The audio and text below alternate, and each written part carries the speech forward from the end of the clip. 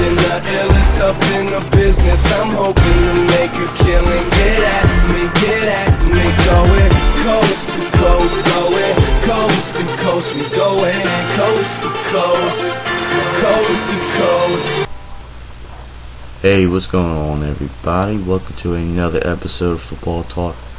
And in this episode, I'm going to be talking about the latest headline. It's finally official. Urban Meyer accepts the job at Ohio State. It's about time. Everybody knew it was coming. It's about time he just came out and said, alright, I accept the position. And with Urban Meyer going to Ohio State, I think this is a sign of a lot of good things to come. I mean, everywhere this guy has gone, he's won. I mean, his first job, Bowling Green. Alright, he made Bowling Green look competitive in the MAC. Alright, Bowling Green is awful. I know the MAC's awful too, but they're an awful team in an awful conference. Like, they're one of the weakest teams in that conference. Alright, and to make Bowling Green look viable in that conference, that's pretty good. I mean, first year 8-3, second year 9-3, total record 17-6 at Bowling Green. That's pretty good. Alright, so then Urban Meyer leaves Bowling Green for a better opportunity. He goes to Utah. He dominates the Mountain West Conference with Utah. First year 10-2, tops off with a Mountain West championship. And then the second year, 2004, he leads Utah to becoming the first non-BCS qualifying school to qualify for the BCS, where they ended up beating Pittsburgh in the Fiesta Bowl, and they ended up having a perfect season. That's pretty good right there. I mean, his total record at Utah, 22-2. He had 2 Mountain West championships, led him to a BCS Bowl. Urban Meyer is doing something right so far. Alright. And then he goes to Florida for an even better opportunity. I think what he did at Florida speaks for itself. I mean, he dominated the SEC. If that doesn't qualify you for as a good college football coach, I don't know what does. I mean, SEC is the best of the best. That you have your top teams there. That's college football at the fullest. And you dominate in there. During his span at Florida, he had 3 13-1 seasons. His total record 65-15. He's doing something right at Florida. Alright, I know Florida's one of the better teams in the SEC, but he flat out dominated with Florida. Something good is going on. Alright, Urban Meyer's doing something right.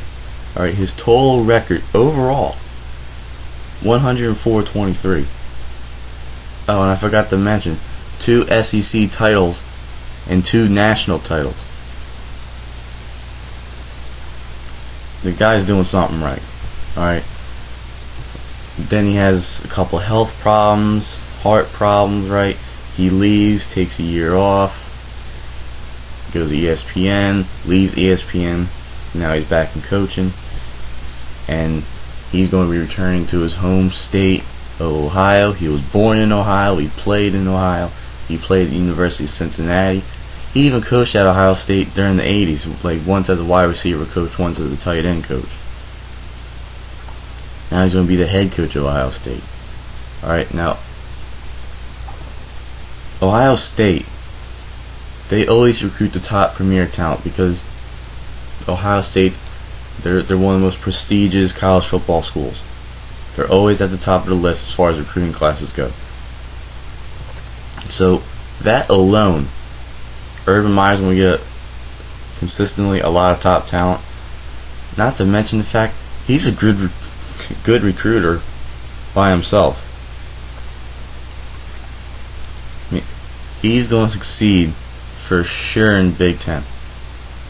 I mean, the only competitive teams he has to face, Michigan, Wisconsin, Nebraska, Those are the consistent ones.